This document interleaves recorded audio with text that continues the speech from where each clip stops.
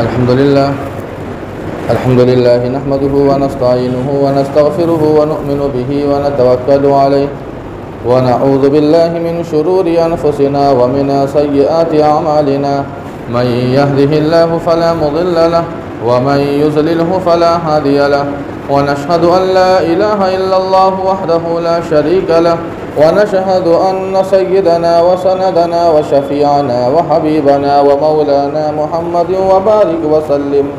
أما بعد قال الله تبارك وتعالى في كلامه المجيد والفرقان الحميد: أعوذ بالله من الشيطان الرجيم. بسم الله الرحمن الرحيم.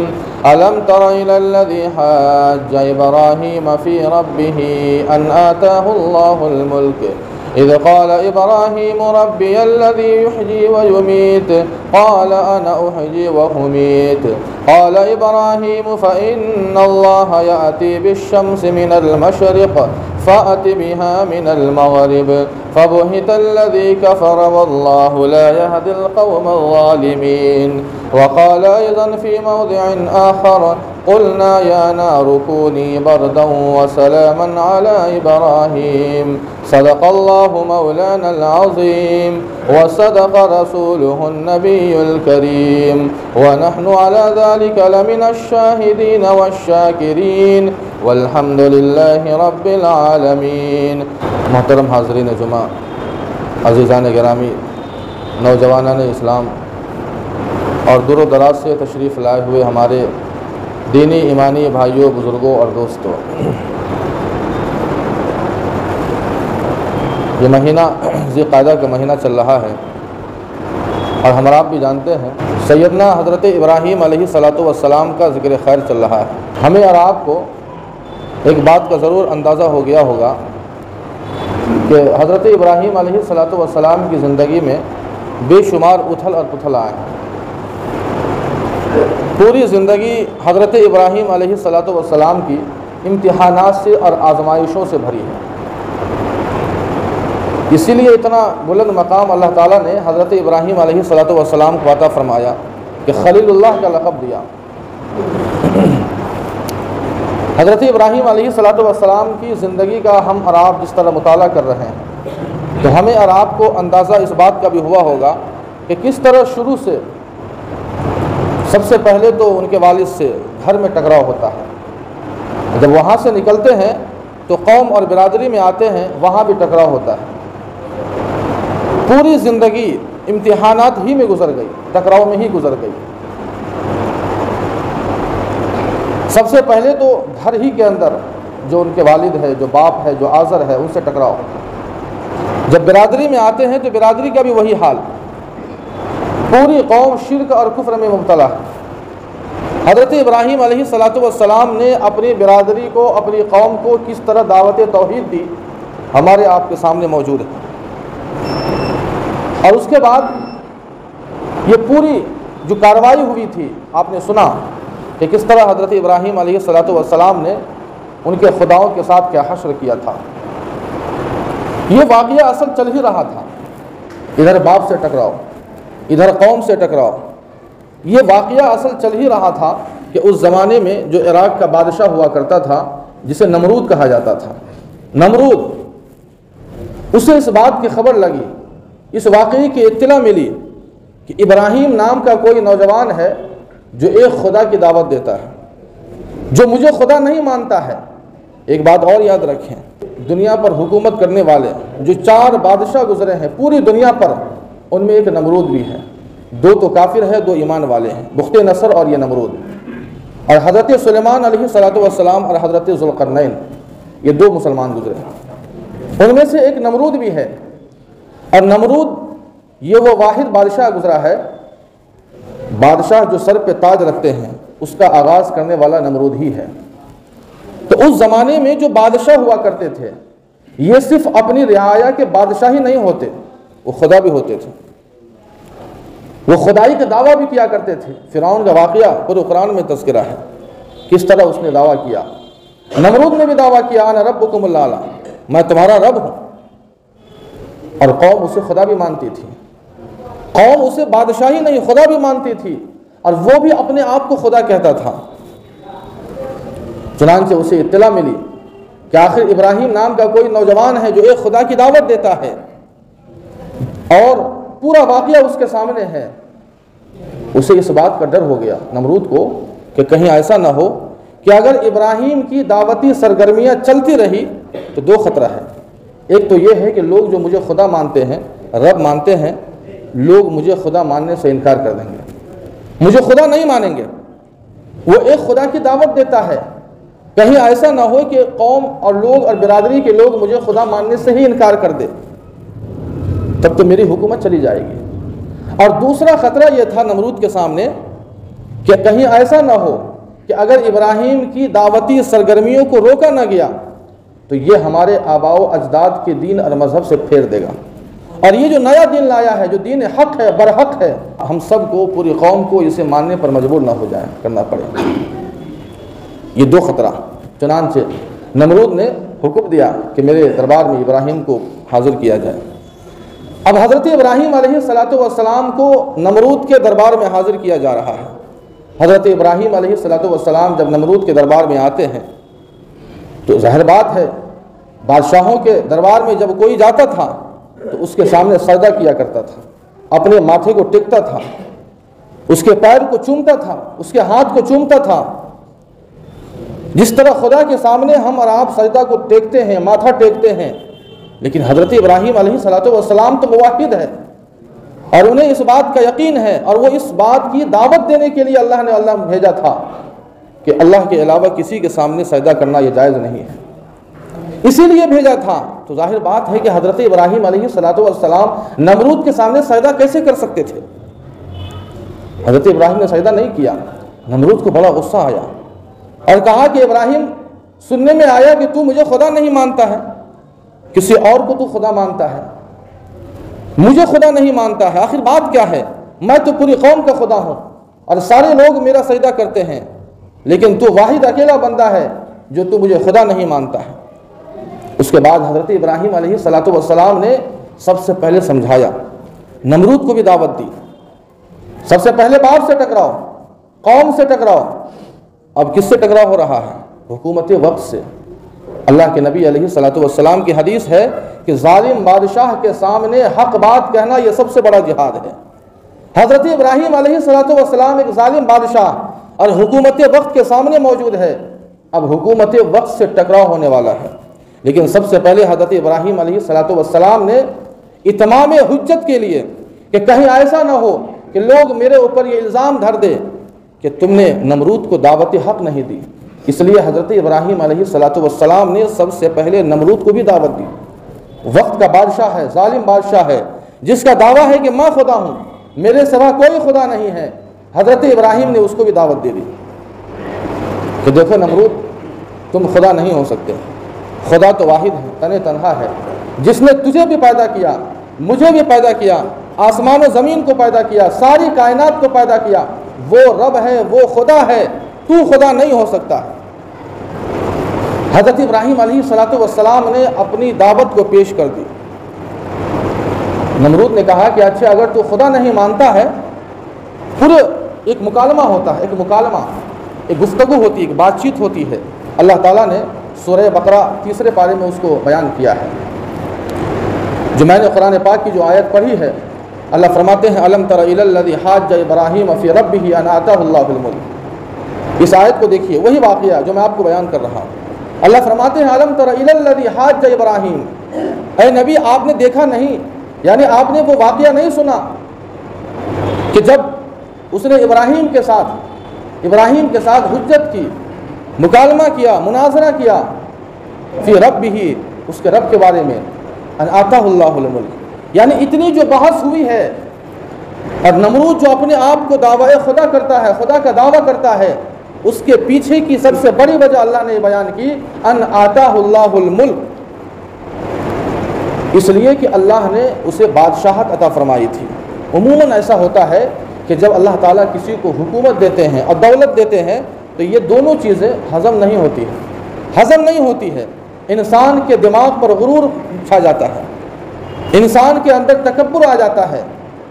اللہ فرماتے ہیں کہ ہم نے اسے حکومت دی ہے، بادشاہت دی ہے، اس لیے آج وہ اناد کر رہا ہے، آج وہ غرور کر رہا ہے، تکبر کر رہا ہے، اور مجھے خدا ماننے سے انکار کر دیا اس لیے کہ آج اسے بادشاہت میں نے دی ہے۔ یہ دولت اور حکومت، اس کا لازمی جو نتیجہ ہوتا ہے وہ یہی ہے کہ انسان خدا سے دور ہو جاتا ہے۔ بہت کم بندے ایسے ہیں اللہ کے نیک بندے کہ جن کو اللہ تعالیٰ نے حکومت سے نوازا ہو یا دولت سے نوازا ہو اور وہ اللہ تعالیٰ کا شکر ادا کرتا ہو۔ اللہ فرماتے ہیں ان آتاہ اللہ الملک، کہ ہم نے اسے بادشاہت دی تھی۔ ہونا تو یہ چاہیے تھا کہ اتنی عظیم نعمت پر، وہ پوری دنیا پر اس نے حکومت کی ہے، آپ سمجھ سکتے ہیں۔ یہاں ایک وارڈ کا ممبر بننا بڑا مشکل ہوتا ہے، بڑا مشکل ہوتا ہے، رات دن ایک کر دیتا ہے۔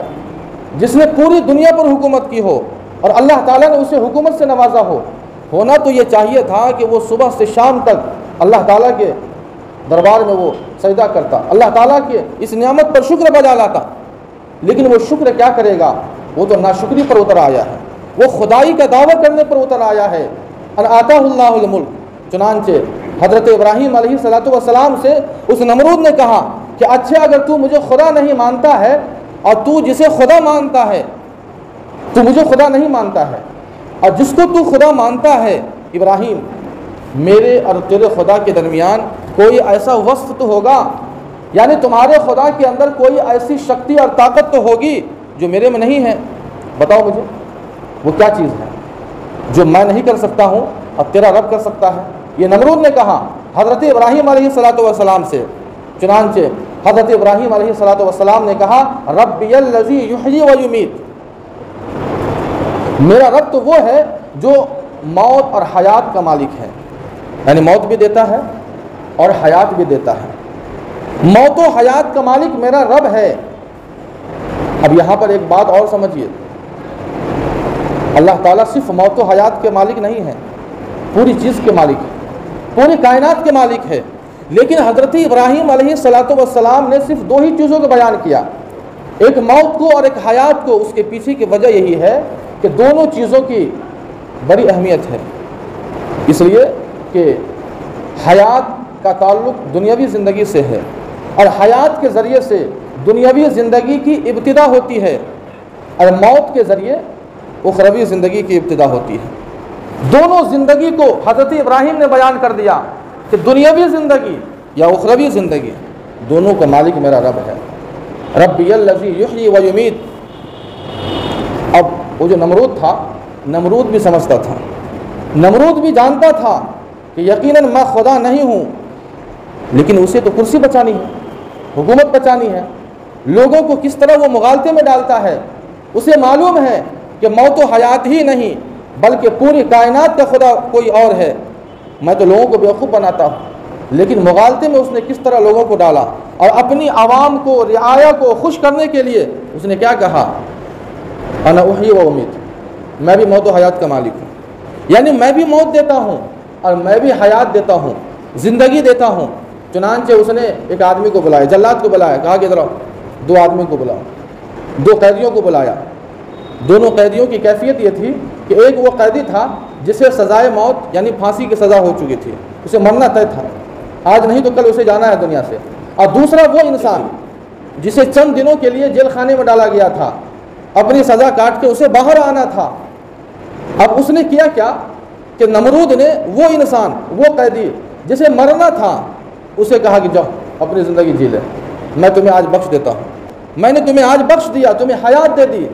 اور وہ انسان جس کا کوئی قصور نہیں، بیچارہ چند دنوں کے بعد وہ اپنی زندگی میں وہ مگن رہتا، اس کو کہا، جلاد سے کہا کہ اسے پھانسی دے دو۔ اب ظاہر بات ہے کہ مجرم کو چھوڑ دینا بھی تو غلط ہے، اور جو انسان مجرم نہیں ہے اس کو سزا دینا بھی تو غلط ہے۔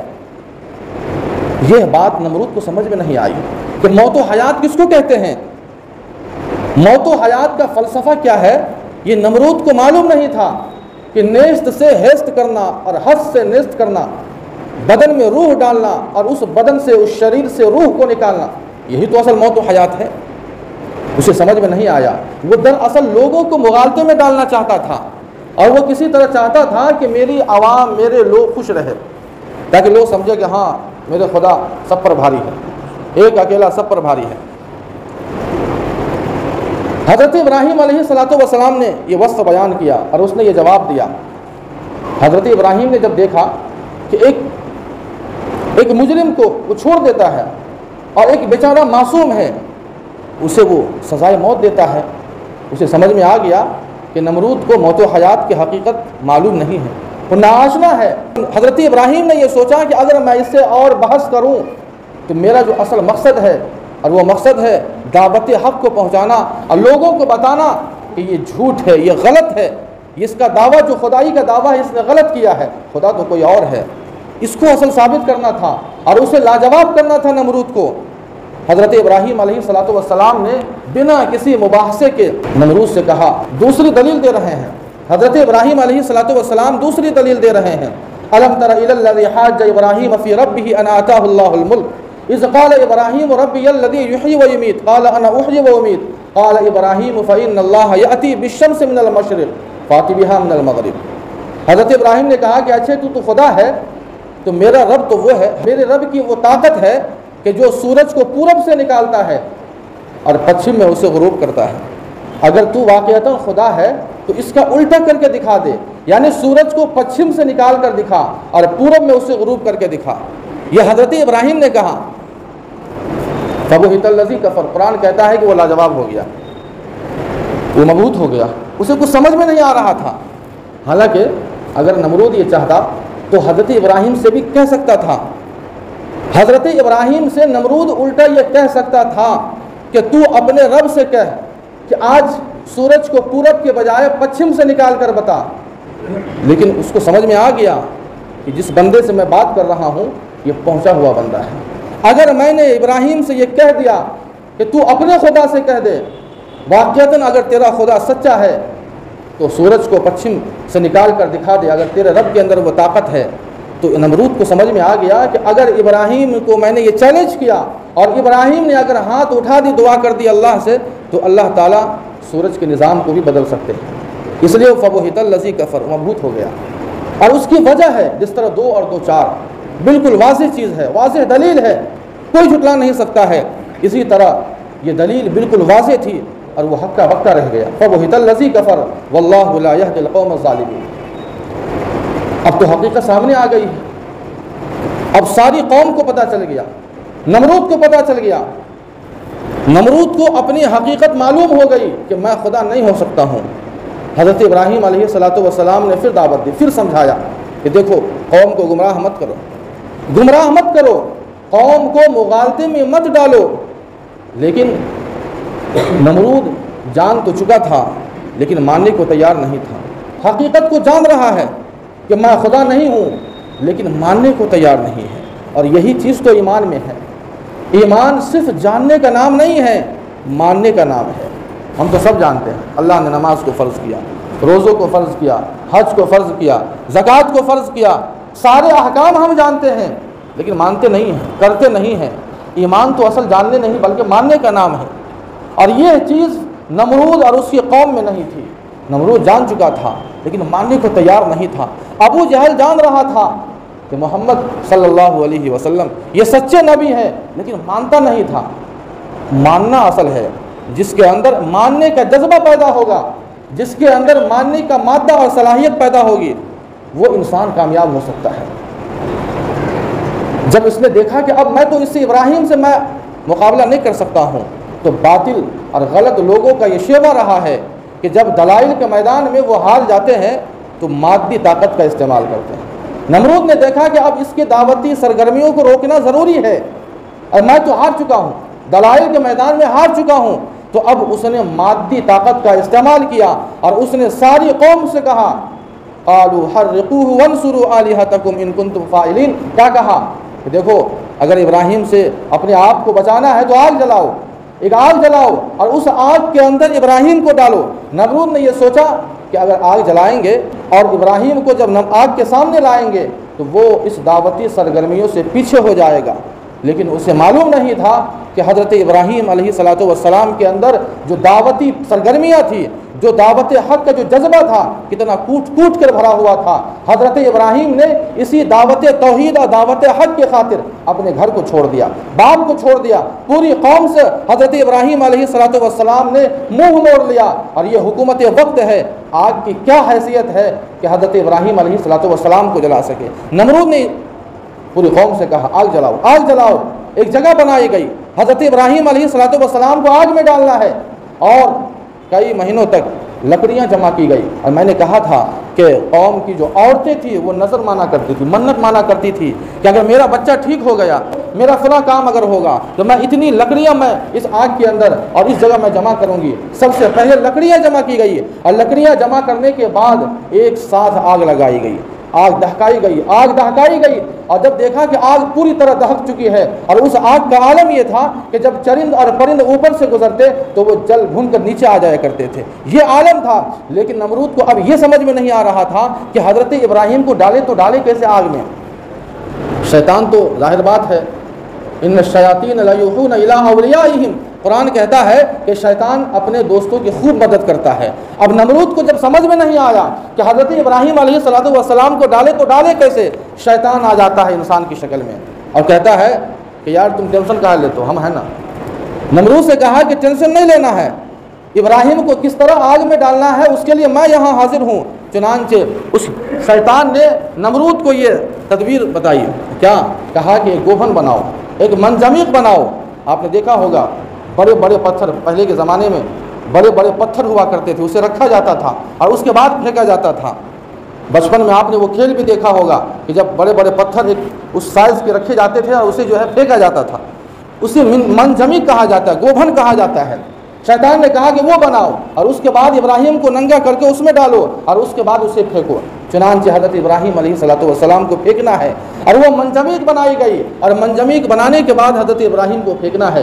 آگ دہک رہی ہے، اللہ تعالیٰ نے فرشتوں کو بھیجا، ہواؤں کے فرشتوں کو بھیجا، بارش کے فرشتوں کو بھیجا، بادلوں کے فرشتوں کو بھیجا۔ غور کرنے کی بات ہے، حضرت ابراہیم کو معلوم ہے اور دیکھ رہے ہیں کہ آگ میں جلنا ہے، اور افسوس کی بات ہے یہ تاریخ انسانیت کا سب سے المناک واقعہ ہے، سب سے المناک واقعہ ہے۔ آپ کا بیٹا اگر جیل میں ہو، یا آپ کا بیٹا اگر کوئی جرم کر جائے اور وہ تھانے میں اسے پکڑ لیا جائے، تو باپ کی حیثیت سے اسے چھڑانے جاتا ہے۔ اس کے دل کے اندر یہ درد ہے کہ میرا بیٹا گرفتار ہو چکا ہے، اسے چھڑانے کے لیے جو بھی تدبیریں ہوتی وہ ساری تدبیریں وہ کرتا ہے۔ لیکن تاریخ انسانیت کا یہ المناک واقعہ یہ گزرا ہے کہ پہلی بار اپنے بیٹے کو آگ میں جلانے کے لیے باپ دستخط کر رہا ہے۔ نمرود کی پوری کابینہ نے دستخط کر دی کہ ابراہیم کو آگ میں ڈالنا ہے، اور اس کابینہ میں آپ کو معلوم ہے آزر بھی ہے۔ آزر جو حضرت ابراہیم کا باپ ہے، اس نے بھی دستخط کر دی کہ ہاں ابراہیم کو جلاؤ۔ کبھی آج تک ایسا واقعہ نہیں پیش آیا کہ باپ اپنے بیٹے کو جلانا چاہتا ہو۔ حضرت ابراہیم علیہ السلام کے لیے آگ دہکائی گئی، اور اس کے بعد پوری قوم تماشا بین ہے، دیکھ رہی ہے۔ اللہ تعالیٰ نے فرشتوں کو بھیجا حضرت ابراہیم علیہ السلام کے پاس کہ جاؤ ابراہیم سے کہو کہ اگر تمہیں ہوا کی ضرورت ہے تو ہم ہوا چلا دیں گے، وہ آگ بجھ جائے گی۔ اگر آپ کی اجازت ہو تو ہم بارش کو نازل کر دیں گے۔ حضرت ابراہیم علیہ السلام کو معلوم ہے، لیکن حضرت ابراہیم علیہ السلام مست اپنی دعوت میں لگے ہوئے ہیں، انہیں کوئی فکر نہیں ہے کہ مجھے آگ میں جلنا ہے۔ یہ یقین ہے اللہ کے اوپر۔ اور ایک بات اور یاد رکھے، اسباب کی دنیا میں جب سارے اسباب ختم ہو جاتے ہیں اور انسان کا اللہ پر توکل عزم ہوتا ہے، مکمل عزم و توکل ہوتا ہے، بھروسہ ہوتا ہے، تو اللہ تعالیٰ اسی بیچ سے راستے نکالتے ہیں۔ سارے مادی راستے، سارے مادی اسباب بند ہو چکے ہیں، آگ سے بچنا مشکل ہے، لیکن اللہ تعالیٰ نے کیسے مدد فرمائی؟ اللہ تعالیٰ نے حضرت ابراہیم علیہ السلام کو کیسی مدد فرمائی؟ فرشتے آتے گئے، پوچھتے گئے کہ ابراہیم آپ کی اگر اجازت ہو تو ہم ہوا کو چلا دیں۔ کہا کہ اگر میرے خدا کو میرا حال معلوم ہے تو مجھے کوئی فکر نہیں ہے۔ حضرت جبرائیل علیہ السلام بھی آتے ہیں اور کہا کہ اگر آپ کو مدد کی ضرورت ہے تو ہم اس کے لیے تیار ہیں۔ حضرت ابراہیم کا ایک ہی جواب ہے، حسبی اللہ، میرا رب کافی، حسبی اللہ، میرا رب کافی ہے، میرا رب کافی ہے۔ قوم سے ٹکراؤ ہوا، پوری قوم سے ٹکراؤ ہوا، گھر اور باپ سے ٹکراؤ ہوا، لیکن اس وقت بھی حضرت ابراہیم علیہ السلام ڈٹے رہے۔ آخر حضرت ابراہیم علیہ السلام آگ سے کیسے بھاگ سکتے تھے؟ اور اپنے دعوتی سرگرمیوں سے کیسے حضرت ابراہیم علیہ السلام پھر سکتے تھے؟ چنانچہ حضرت ابراہیم علیہ السلام کو وہ وقت بھی آیا، آگ میں ڈالا گیا، سارے اسباب ختم ہو چکے ہیں، اللہ تعالیٰ نے ڈائریکٹ آگ کو آگ دی، حکم دی، فرشتے بھی سارے اسباب صاف ہو گئے، کوئی بیچ میں نہیں ہے، فرشتے بھی نہیں ہیں، ہوا بھی نہیں ہے، بارش بھی نہیں ہے، سارے اسباب ہٹ چکے ہیں، اللہ تعالیٰ نے ڈائریکٹ آگ کو حکم دیتے ہیں، قلنا یا نار کونی بردا وسلاما علی ابراہیم۔ یہ دنیا نے دیکھا، کائنات نے دیکھا کہ آج تک آگ جلایا کرتی تھی، آج تک آگ جلایا کرتی تھی، لیکن آج پہلی مرتبہ ایسا ہوا کہ اس آگ نے اپنی طاقت اور اپنی تاثیر کو کھو دیا تھا، جلانا چھوڑ دیا تھا۔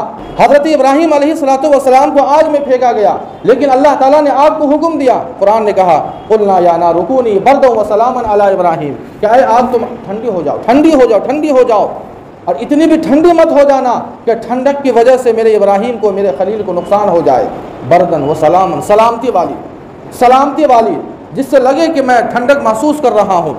حضرت ابراہیم علیہ السلام کے لیے وہ آگ گود بن گئی، اس آگ نے اپنے گود میں بٹھا لیا اور مستقل حضرت ابراہیم علیہ السلام اس میں بیٹھے رہے۔ اس آگ کی تاثیر ختم ہو چکی ہے، گلے گلزار بن چکی ہے۔ آج بھی ہو ابراہیم سا ایما پیدا آگ کر سکتی ہے، انداز گلستہ پیدا۔ اس کے بعد حضرت ابراہیم علیہ السلام جب نکلتے ہیں آگ سے تو پھر دعوتی سرگرمیوں کو چھوڑتے نہیں ہیں، اس دعوتی سرگرمیوں کو، اللہ کے پیغام کو آگے پہنچانے کے لیے اپنے وطن ہی کو چھوڑ دیتے ہیں، اور آگے کا سفر ہوتا ہے، شام کا سفر ہو، مصر کا سفر ہو، پھر خانہ کعبہ۔ یہ پوری تفصیل آپ کے سامنے ہے، جو بھی باتیں کہی گئی ہے اللہ پاک سے دعا ہے کہ ان باتوں پر عمل کرنے کی توفیق عطا فرمائے۔ وآخر دعوانا الحمدللہ رب العالمین۔